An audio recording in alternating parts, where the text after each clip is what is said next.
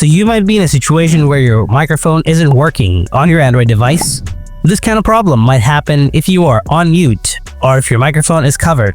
Let me show you the settings that can make your microphone work smoothly like before.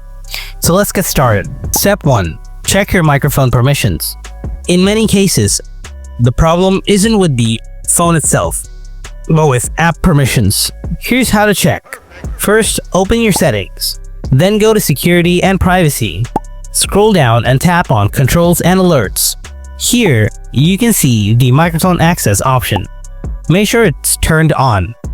But if you see that the microphone is working fine on others' app but won't work on a particular app, then you must check the specific app permission. To do that, and under Privacy, tap on Microphone. Now at the top right corner, tap on the 3 dots and tap on Manage App with this permission. Now scroll through this list and tap on the app where microphone is not working. Like here, I tap on the TikTok app and here you can see Don't Allow is selected.